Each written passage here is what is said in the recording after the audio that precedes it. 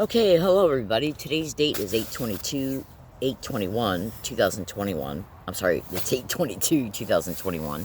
This is the first video of a video series dedicated to exposing what I put up with in San Diego.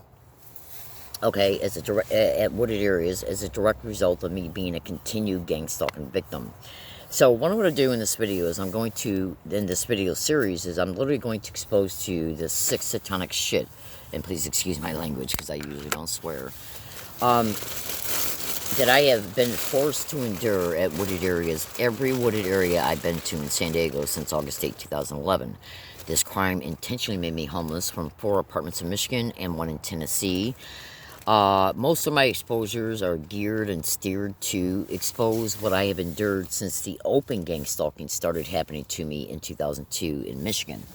But make no mistake about it, huge aspects of this crime were already going on in my life. I'm not gonna. Let's just say, I'll just put it to you this way in this particular video. Well before 2002. Now, in this video series, what I'm going to do is I'm going to explain to you what's been going on, and also make statements about what possibly could be assisting in what's going on. You got to remember, a huge aspect of the crime of gang stalking is concerning what the perpetrators do is they will literally call a gang stalking victim mentally ill, a threat to themselves or others. Hold on. A threat to themselves or others, and or cannot take care of themselves. And you should also research slander and gang stalking as well. So what I'm going to do in this video series is I'm going to introduce to you this video series will be titled Gang Stalking in San Diego, Gang Stalk to Wooded Areas. Each video of this series will have the same title. Video 2 will have a number 2 at the end of it. Same thing with video 3, 4, and so on.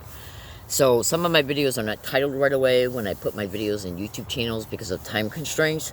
So when you go into my videos and you want to look for the continuation of a video series, when you want to see the next video dedicated to that video series, you need to know that within the first 3 or 4 minutes, usually within the first minute, I will state what type of video it is. That way you can find the videos even before they're titled. Because this crime is keeping me busy like you would not believe. Like you would not. Every day this crime is doing something, one thing or another, that causes my schedule to be massively affected. Alright, so hold on one second. So what I'm going to do in this video is, the first thing I'm going to do is I'm going to play you some clips of a YouTube, the audio from a YouTube video. I'm going to play you some clips from it. But I'm going to wait one more second here until this airplane or helicopter goes by.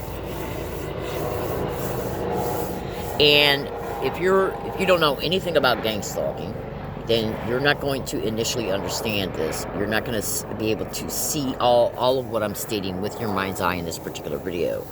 So just stay with this video series, because I literally guarantee you, if you do, you will understand all of it, and your jaw will drop, and you will literally never see this world again in the same way. That is no exaggeration. So what I'm going to do right now is I'm going to play you some segments of a taped YouTube video. I want you to listen closely, and then I'll discuss it. Okay, so you ready? Here we go.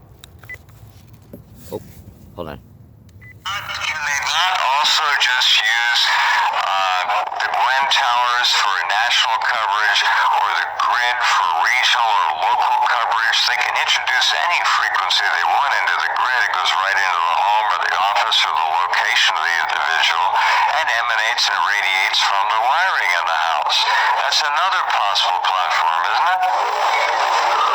Well, again, they can manipulate the energy grid inside of a home using a target. They use the information acquired by the manipulation of the energy grid, the smart meter info, etc., to determine the activities, the composition habits of the victim. But all that goes back to the mapping of the brain of the victim. They're using physical and psychological trauma. This is very important. Okay, they're using physical trauma and psychological trauma to map out and reverse engineer the sensory and neural pathways of the victim's brain and central nervous system. So constant torture to map out trauma trauma to the victim's anatomy, to map out each region of the victim's anatomy. Give me an example of torture. Directed energy torture, skin begin to modulate the stream of energy, targeting the cerebral cortex, causing your skin to burn. Well, your skin is not really burning, but the sensation is just as real. Okay, or they can cause other forms of pain, pulsating pain to the head and ears. They can basically, by simple modulation of the stream, the phase, frequency, and amplitude of this bidirectional stream of energy, they can target any region, any organ of the human anatomy, because the human anatomy is a vibratory organism. Each area, each region, each organ has its own vibration. Yes, I understand. Right. Can they not also induce in that individual severe states of anxiety, depression, elation, whatever they want? They can play with that person and make them feel like they're having a nervous breakdown, I would think. That can cause them to have one.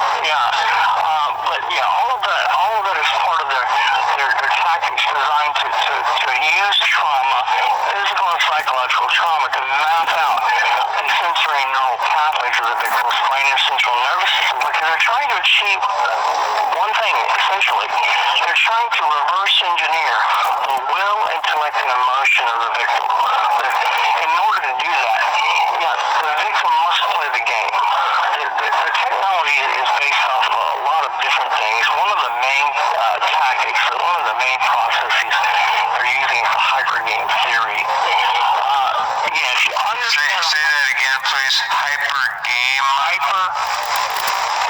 Hypergame theory. There's probably one of the most important things to understand about mind control technologies and how to defeat them, to disrupt their technology, is to understand the non-cooperative gaming theorem. It's a moniker. It's called the hypergame theory. Basically, hypergame theory is essentially two models combined into one. It's game theory applied to decision tree modeling. And John Nash used that model, game theory, and applied it to decision tree modeling, and he was able to mathematically prove that by constantly and perpetually altering any value in the model, one can constantly and perpetually alter that model's expected outcome. So with CIA and DIA mind control technologies, the model is the victim. Okay? So by constantly and perpetually altering any value in the daily activities, daily life, finances, health and well-being, etc., of the victim, they can constantly and perpetually alter the outcome of the daily life, daily activities, etc., of the victim, forcing the victim into an endless series of counter moves, force adjustments, each day trying to function and survive. This is very important, because each counter move, each forced adjustment the victim makes trying to function and survive its trauma is an evoked potential. It's a synaptic response in the victim's brain, which can be remotely measured by the supercomputer and integrated back into RNM data. So, hypergame theory, they're using even the tactics, the organized stalking. We'll get into that in just a second. Is based on this model known as the hypergame theory. So basically, what the system is designed to do, and there are a lot of things that they're doing. Basically, it's understand that there are key words involved that help the person understand how the technology is being deployed against them. And it's a fabricated and falsified stream of energy. It contains data, okay? And any set of brainwaves can be remotely captured from the victim and then constantly, held and perpetually replayed in the victim's brain. So what they're doing is they're using the victim's own memories against the victim. Captures a set of brainwaves from you, okay, memories, emotions, sensations. It captures that, and then it injects it repeatedly. The technology... Okay, so I'm going to leave that right there. And so I want you to listen to some of these examples. In order for them to create brain entrainment is where they will create a neural in gang stalking crimes is where it's related to the sensitization technique, the direct conversation method, and the dark neurologistic programming technique. So let me give you a fast rudimentary example of how easy it is to achieve brain entrainment in anyone at any time connected to gang stalking. Connected to gang stalking crimes. Now, I make 33-minute long videos at a time, so as soon as this video starts to approach the 33-minute mark, I'm going to say, okay, thank you for listening, have a good day. And then once it reaches 33 minutes and 9 seconds, what I'll do is this: I'm going to continue to talk because I'm going to make a second video, video number 2, dedicated to this particular series. I'm saying that now, so when you hear me say that, you'll know that I'm getting ready to segue into the second video. It's just the way this phone works. Okay, so now in order for you to understand some of the CIA hyper gang theory and how it's employed and affected upon the gang stalking victim in order to achieve specific types of brain entrainment, is to look at the methodologies and the techniques and how they're applied within the gang stalking program perpetrated and affected upon the victim through their senses and their perceptions. Now, this is just one aspect of of how brain entrainment can take place. There's many other ways it can also take place. But so I'm going to go ahead and I'm going to dive right into the example I'm going to offer you in this particular video. So say if they make a man or a woman homeless, and what this crime will do is this crime will subject the gang stalking victim to a massive amount of psychological operations, because brain entrainment cannot take place unless the victim notices what the perpetrators want the victim to notice. Because, let me give you an example. Say if you have an elderly woman living in a bad neighborhood, and one of her neighbors approaches her and says, I don't know if you're aware of this, there's a young man in the neighborhood, and he's starting to be discussed by many neighbors as being one who might be breaking into people's houses and or garages.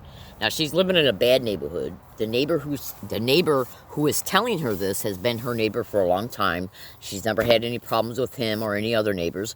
And so when he tells her this, she, as a result of him describing who it is, she automatically then becomes aware of who he is talking about.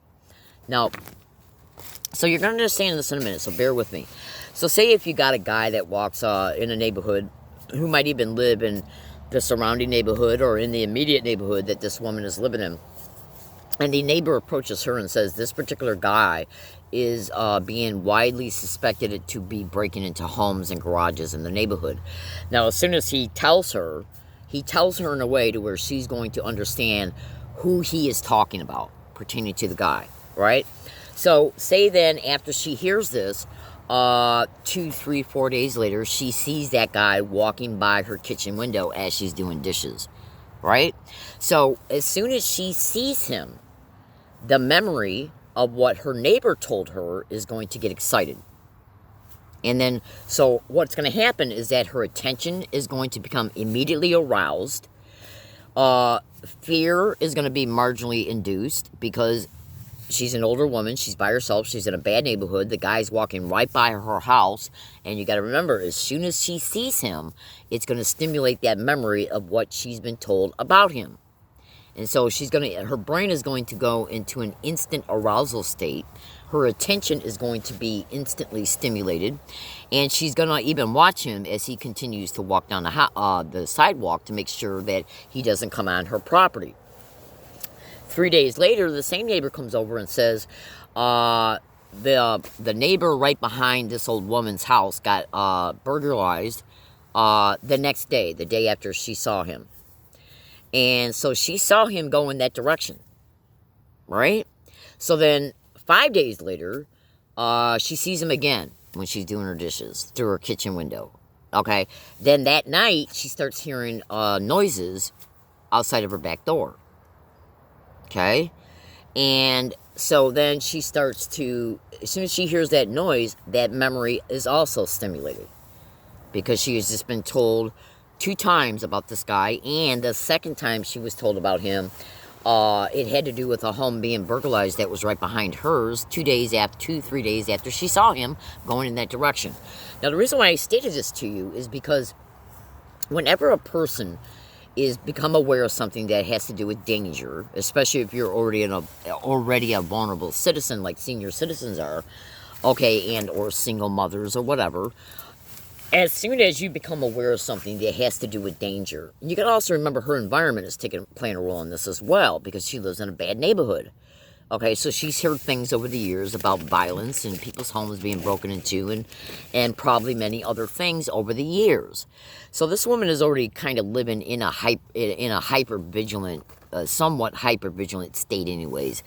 If you've ever lived in a bad neighborhood, I'm sure you probably know what I'm talking about. And if you've ever seen a lot of news stories about bad things that happen in bad neighborhoods, then I'm sure you can kind of, get the gist of what I'm referring to. So now, the reason why I brought that up was multiple reasons. Let's start, though, by using what is known as a memory reference. That's one of the reasons why I just kind of gave you that small example about how her being told about this guy, she then sees the guy. As soon as she sees the guy, that stimulates her memory of what her neighbor told her.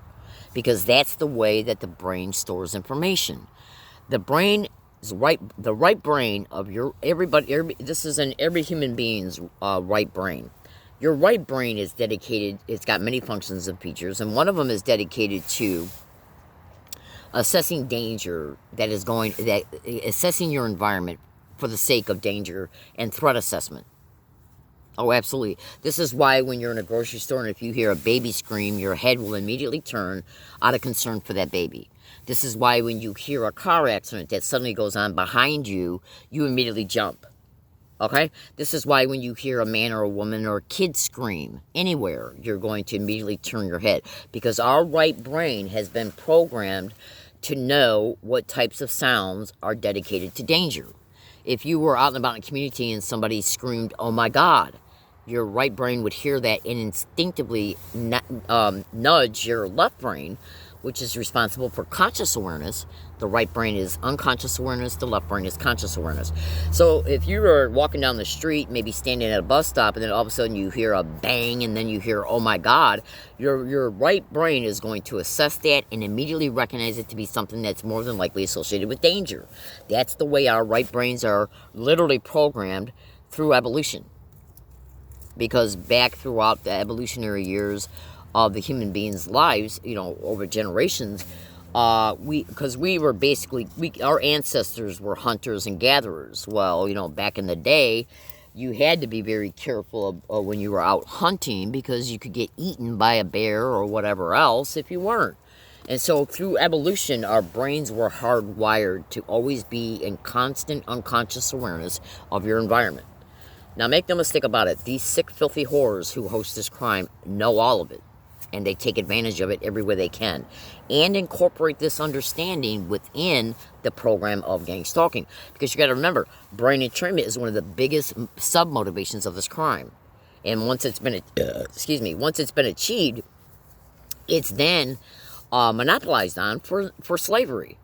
So, and you'll understand this as you stay with my videos. And you should also know the YouTube video account you're watching this through has got many other videos that earlier is exposing brain entrainment.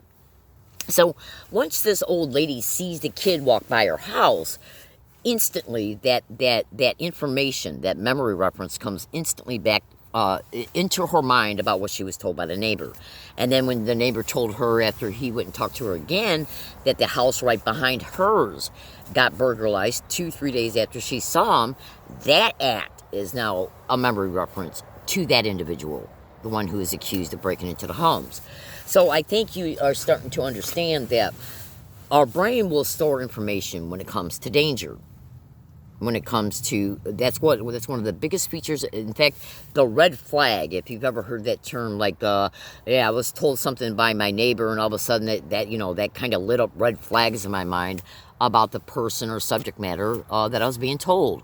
So I'm sure throughout your life you've heard that expression, red flag.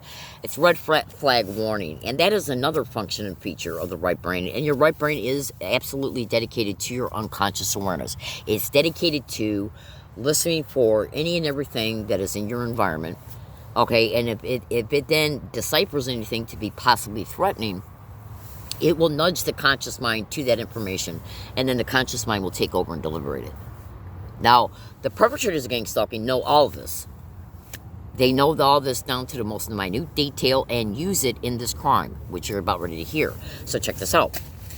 So, say if you're a gang stalking victim who they have made homeless, but before they made that victim homeless, they intentionally let that victim know that that victim was going to become homeless because of this crime. And they can do this to you even before you're aware that you're a gang stalking victim, because of the way the sensitization technique works, the way that dark neurolinguistic programming techniques are applied, and because of the way that direct conversation methods can occur. You can also know that certain sound technologies can be used on a gang stalking victim in order to convey threats and hostile appearing environments. Voice to skull, ELF broadcasting, holosonics, the microwave hearing effect, research on my statements, and you'll see truth, baby cakes. So, say if you got a gang stalking victim that this crime intentionally made homeless, right? So the crime itself made the victim homeless, but right before the homelessness was created at the, let's just say, the apartment complex the victim was living in, the perpetrators were already working on that victim. And again, there's multiple ways that they can work on the victim in order to convey the message that to the victim that the victim is going to be made homeless because of what they're already experiencing through the techniques that are already being applied through this crime. Gang stalking uses clever methods to associate themselves to the victim, okay? And again, that can also be sound technology that can be used in order to get the victim's attention to create arousal, okay? About a specific subject matter. If your neighbor is yelling, say if you're a woman and you're by yourself and you don't really have anybody to depend on, and your neighbor is yelling, oh my God, what's wrong with her? Why don't you call the cops and get her out of here? Okay, why don't you call the landlord? And then the very next day your landlord comes and knocks on your door and says, is there something going on in here? Okay, or we're getting some complaints. Okay, whatever. What they're doing is that they're first anchoring the threat by using the neighbor to yell those types of things, because they're yelling them because they want the victim to hear it. So anything, you got to remember, anything that's associated with danger, the right brain is going to analyze, because the threats are going on around the victim concerning the victim. And they're repeated over and over and over and over and over, even to the point to where the only thing that the gang stalking victim is even really allowed, the only thing that the victim, where the victim is just hearing it every day nonstop practically. This is how bad gang stalking is. Now, it doesn't matter if you believe that this could be happening or not. Trust me, my fellow American citizens, it's going on. In fact, this crime is going on at the epidemic level in America right now. This crime has been repeatedly covered on national radio shows, different ones on different dates, including ones I've been on. And this crime is also exposed in tens of thousands of YouTube videos, blogs, Facebook posts, Twitter. This crime, if you type in targeting individuals and gang stalking at Google, look at how many Google-generated responses you'll get. And then you should also research all the types of technologies that I've explained in this video, and also research my descriptions like the sensitization method of gang stalking, the direct conversation method, dark neurolinguistic programming, DNLP. So the victim is constantly hearing their neighbors shout that they're going to call the cops on, they'll yell the victim's name, and then after they yell the victim's name, that's done to get the victim's attention, because everybody is going to immediately recognize their name. So a neighbor will be propped up to live around the victim, or maybe even multiple neighbors can be used. The victim's in an apartment complex, so multiple neighbors will start yelling shit every day, and even all day and all night even. Literally, this is literally how bad this crime is. It's no joke. And so they'll first call the victim's name out so that the victim attention is gotten. If you were in a grocery store and you were in the deli department and somebody 50 feet away yelled your name, your head is going to instantly turn, because your brain is recognizing your name being called. And that's happening around you, so, your brain is going to say, okay, somebody's saying my name, what could this possibly be connected to? So they'll yell the victim's name, and then they'll say, we're going to call the cops on you. We're going to get you out of here. What's she doing in there? She sounds messed up. We're going to call the cops. She can't stay here.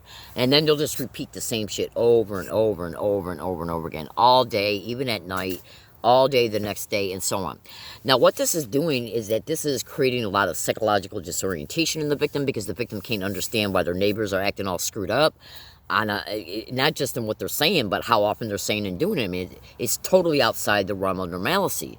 Okay, but you got to remember, gang stalking is there to, it's got to excite your arousal, it's got to get your attention, excite your arousal, and keep it. Okay, now after this particular victim hears, okay, this threat and these other things said while the threats are being said 1,000 times, and then is made homeless through extremely corrupt and or criminal means, well, no matter what creates the homelessness, it's all criminal. Okay? Oh, absolutely.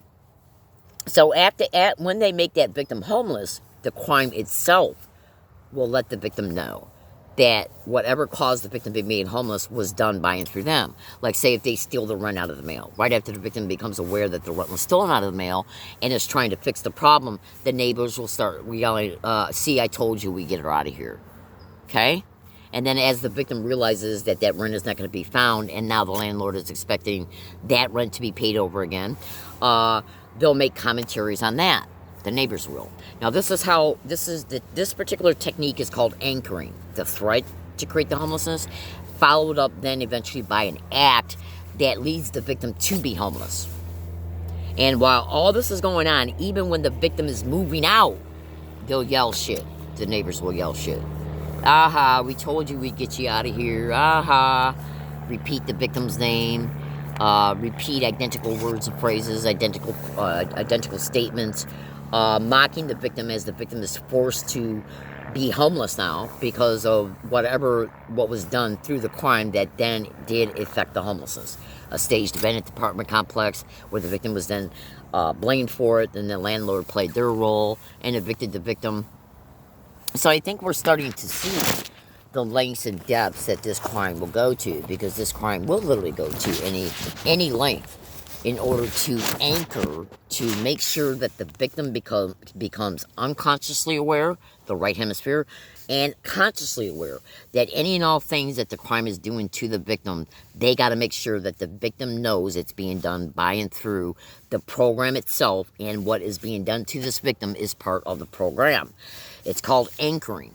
Just like the woman was told about the kid that was breaking into the houses, then the woman sees the kid, that memory reference immediately gets excited about her being told about the kid. Now, after as this victim is enduring her rent being stolen, and the neighbors commenting on that while saying, I told you we'd get her out of here, now all that is becoming a memory reference. Because first they threatened to have her evicted, and then when the situation came about that caused the eviction, as the woman is still preparing to move and moving, the neighbors will then take responsibility for it by and through language. Aha, we told you we'd do it. Aha, she's got to move. Aha, I told you we'd get her out of here, and blah, blah, blah. So this is what gang stalking does, because gang stalking has got to keep that victim in a victimized mindset. It's got to make sure that the victim's mind, through their senses, okay, is realizing that every single bit of harassment that the victim endured, okay, every single threat, and then the actual act that followed up on the threat was done by and through this crime. Whether the victim is aware that what they're enduring is called gang stalking or not. Because the victim can be easily manipulated into believing that this is just a screwed up apartment building, in order to make the victim believe, well, all I got to do is move to a different neighborhood and get a different apartment and everything will be okay. The victim goes and moves into a different apartment building and the same shit occurs. Literally. So when you research at Google how gang stalking perpetrators will rent apartments around the victim, they'll gang stalk the victim to a motel room and along all their routes as well. And this is a crime that will use anybody and everybody. Anybody and everybody. Okay? So now we got a homeless victim who's been made homeless. Now we got a victim of gang stalking who's been made homeless. And for this time being, let's just state that the victim does not know yet what they're enduring is called gang stalking. So therefore, they're not able to get online in order to research this crime, which will then, that information would then help them make better sense of, why it's, who's reported to be hosting it, what it's all about, and the victim is not even aware there's tens of thousands of other victims of this crime, because the victim doesn't have a name yet for this crime to know that there are tens of thousands of victims online reporting what they're enduring through gang stalking. So Then after they make the victim homeless and the victim doesn't have a place to go, like let's say if they repeated this at 2-3 separate apartments, okay? So the victim just says, fuck this, I might as well just stay homeless because I can see that what is going on seems to be following me every place I go to rent an apartment at.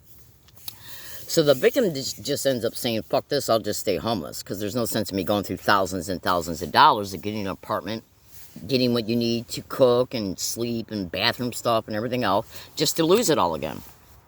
Okay? So, what I'm going to do right now, since I'm approaching 31 minutes into this video, I'm going to make a couple more fast statements, and then I'm going to kind of like wind it down just a little bit until I reach that 33-minute and 9-second mark, because that's usually when the second video will start. It's just the way this phone tapes videos. So now the victim has decided to stay homeless because, and this is still before the victim becomes aware that what they're enduring is called gang stalking. Okay, for them to then be able to research it online in order to make better sense of what they're enduring, what's being stated about it, who's implicated in hosting it, what you can possibly do to protect yourself, and so on and so forth. So the victim then says to themselves, okay, I've been made homeless again. I'm not getting no help from the lying organized crime demonic cops. I'm not getting no help from the FBI and any other place that the victim might run to. And if you're a victim of this, you will be gang stalked to homeless shelters. You will be gang stalked to charities, homeless shelters. You will be gang stalked everywhere. If you're subject to community-based gang stalking as well, you will be gang stalked along all your routes.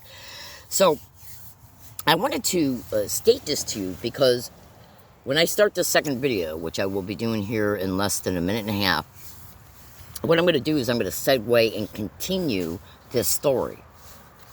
And then as the story unfolds, you're going to start getting a sense of what I've been enduring through this crime related just to the homelessness aspect of it and how that's related to brain entrainment. And I'm also going to discuss a little bit more concerning what's reported about why these 6 satanic bitches, these wild, filthy, mass murdering whores, move into apartments around the victims. Okay, now you need to remember the audio file, the part of the audio file I played in this video from my tape recorder. That's why in every video I make now from this video series, I'm going to refer people back to the first video. Okay? Because they need to hear that part of the audio I played, because part of that audio that I played, okay, is relevant to the future exposures. Okay, it was played for a reason. And you'll see why it was, you'll massively see why it was played, excuse me, as this video series continues. And I'll probably occasionally play it over again within the videos, okay, in order to refresh followers' memories and to introduce it currently into first-time viewers' thought processes. Okay, so I'm approaching the mark right now.